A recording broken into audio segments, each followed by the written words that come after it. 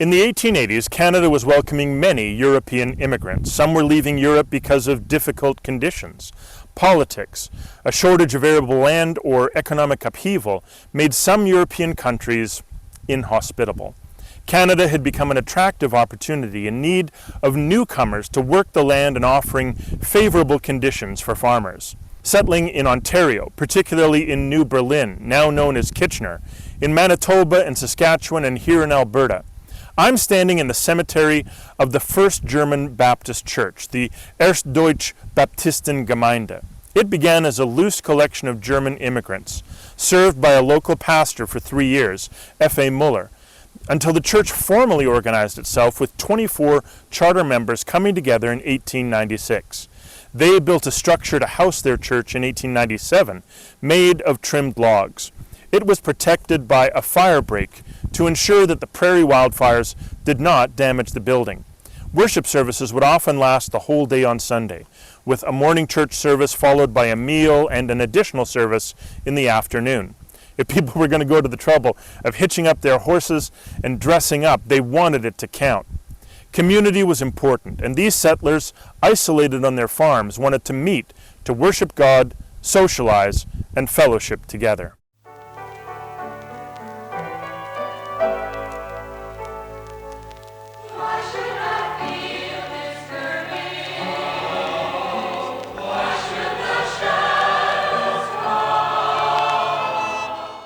In 1911, the church moved to a new building. This newer, larger structure boasted a horse barn to make it easier for the animals during the winter. Reverend Adolf Beitig was the pastor at this time, and the church was growing, with 15 baptisms in 1917, adding to the church membership. I'm standing in the cemetery that stood beside the second building. This is a cemetery that our congregation continues to use to this day. There continue to be 2 church services each Sunday, in the morning and in the afternoon, with lunch in between.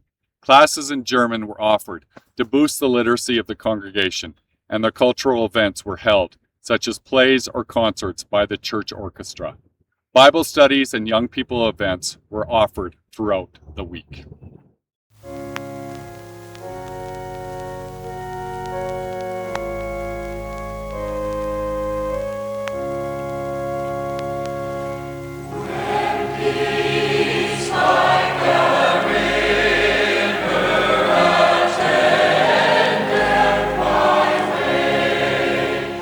In 1941, a new church building was constructed on Highway 13.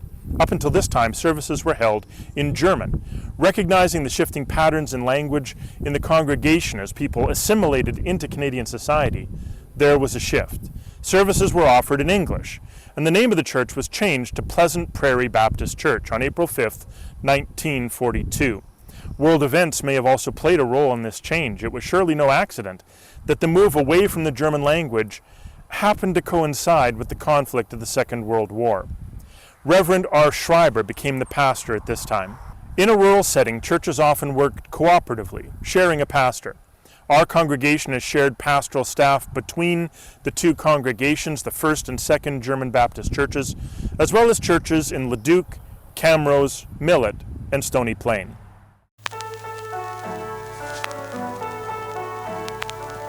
I'll tell the world that I'm a Christian.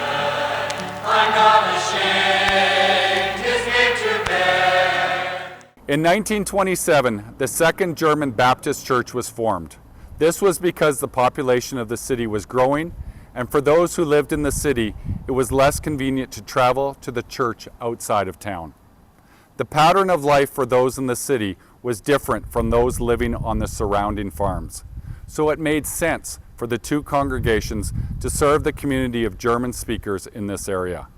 The new congregation was soon renamed Westside Baptist Church. In the 1930s, the church was served by Reverend F. W. Banky. He had a significant ministry to the Indigenous community in Hobbema, now known as Musquecheese.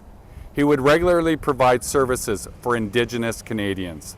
They honored him with an Indigenous outfit, including a feathered headdress, back in the days when that was still considered culturally appropriate.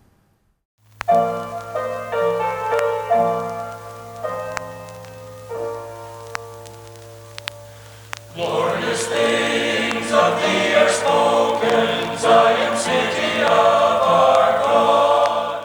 In 1951, it was decided that Westside Baptist Church and Pleasant Prairie Baptist Church should merge. Travel was no longer as challenging as motor vehicles became more commonplace, and in 1951, the two churches started meeting together as one, choosing a new name so that neither of the previous congregations would feel that the one had subsumed the other.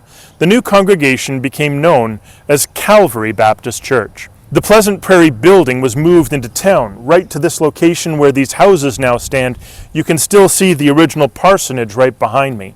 They met in a local theater for a time, and then this became their new church home.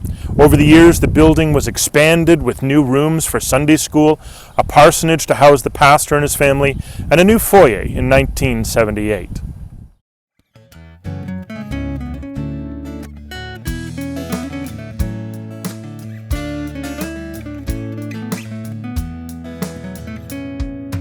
Speak to me in stillness, with your quiet, gentle voice.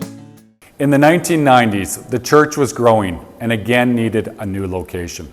Land was purchased on the north end of the city, and a larger structure with a sanctuary capacity for 550 people was built. With a large gym and lots of classrooms, this building has become home to our congregation.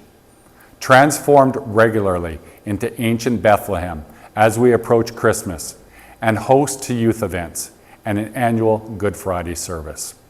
As one of the larger sanctuaries in town, we often host weddings and funerals where larger gatherings are expected. Throughout the life of this congregation, there has been a focus on building community, serving the local population of the city of Wetaskiwin and the surrounding farming communities.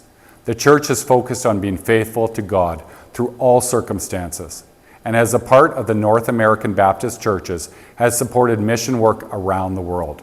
Whether here or at home, our church has shared the gospel with those who need God's love and acceptance in their lives. We support work in Europe, in Africa, and Asia to see that the love of God is known to all. Here in Wetaskiwin, we gather each Sunday to worship together, celebrating with music that embraces the new and honors the past. We host Bible studies and prayer gatherings and bring together our youth for movie nights and games. Our community kitchen program teaches people in our community to grow their own food or find it in local markets, preserving it and cooking with it throughout the year. Our music program offers free instruction in drum and guitar to members of our church and kids from the area. We support Hope Mission, which tends to the needs of the underprivileged in our community. It is wonderful that we can celebrate 130 years of faithfulness to God. Our theme Bible passage for our anniversary is Hebrews 10, 19 through 25. And so, dear brothers and sisters, we can boldly enter heaven's most holy place because of the blood of Jesus. By his death, Jesus opened a new and life-giving way through the curtain and into the most holy place.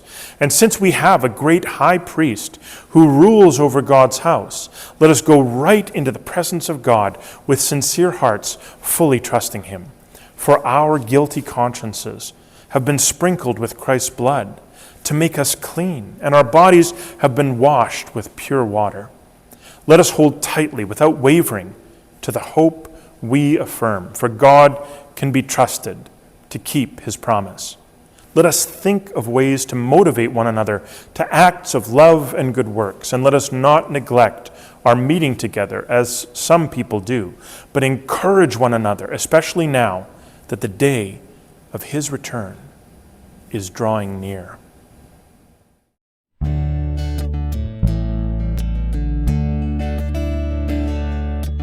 Need you from the moment I awaken.